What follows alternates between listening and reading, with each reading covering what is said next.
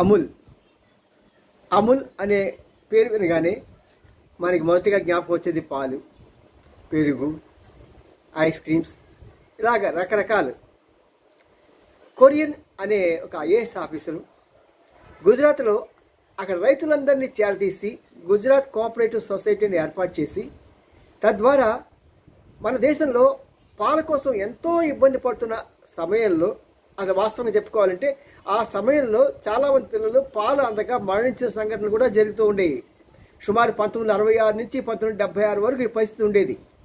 అలాంటి సమయంలో సాధారణంగా సమస్య ఎక్కడ వస్తుందంటే ఈ పాలు అవసరమైన సమయంలో మనకి ఉత్పత్తి కావు, అవసరం లేని సమయంలో ఎక్కువగా ఉత్పత్తి అవుతుంటాయి.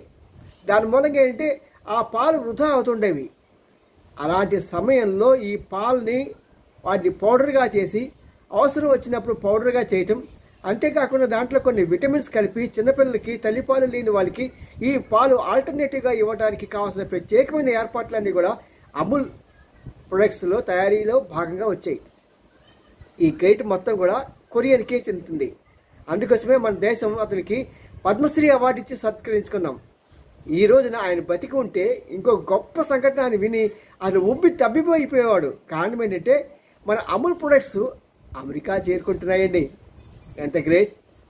అమెరికా నుంచి పాల డబ్బాలు మనం తెచ్చుకున్న స్టేజ్ నుంచి ఈ రోజున అమెరికాకి మన పాల డబ్బాలతో పాటు ఐస్ క్రీమ్స్ మొదలైనవన్నీ కూడా మనం ఏర్పాటు చేస్తున్నాం. అక్కడికి ప్రత్యేకంగా అక్కడ ఉన్నటువంటి కంపెనీ వాళ్ళతో మన పార్ట్నర్షిప్ చేయటం మూలంగా గుజరాత్ కోఆపరేటివ్ మిల్క్ ప్రొడక్ట్స్ వాళ్ళు partnership with Michigan milk producers అసోసియేషన్తో కలిసి అక్కడ మన వాళ్ళు ఏర్పాటు చేస్తున్నారు. దీని మూలంగా అంటే ప్రత్యేకంగా అక్కడ ఈస్ట్ కోస్ట్ రీజియన్లోను, తర్వాత మిడ్ ఈస్ట్ రీజియన్లో కూడా అమూల్ ప్రొడక్ట్స్ దొరుకుతాయి.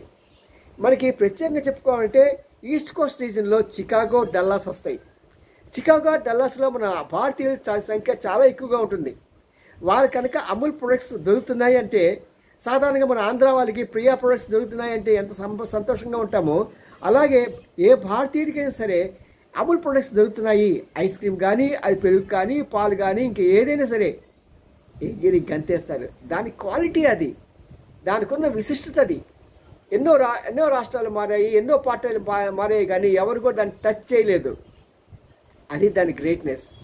అక్కడ గుజరాత్లో ఉన్న రైతుల జీవితాలని మార్చిన వ్యక్తి కొరియన్ గుజరాతీ కోఆపరేటివ్ సొసైటీ. ఒకప్పుడు పేదరికంతో అల్లాడిన ఆ రైతాంగం కూడా ఈ రోజున ఒక 2 గేదెలు ఉంటే చాలు, 2 ఆవులు ఉంటే చాలు, నేను నా కుటుంబం హాయిగా గడుపుకుంటాము అనే స్థితికి తీసుకొచ్చిన గుజరాత్ కోఆపరేటివ్ సొసైటీ ఈ రోజున అగ్రగామి రాజ్యమైనటువంటి అమెరికాకి పంపించడం అనేది మన ప్రతి భారతీయుడు కూడా అది గర్వకారణం. మరి ఇలాంటి గొప్ప గొప్ప సంఘటనలు జరుగుతూ ఉంటే మనం కూడా తబ్బిపోతాం కదా. జై. ఈ మెసేజ్ మీకు నచ్చితే లైక్ చేయండి, షేర్ చేయండి.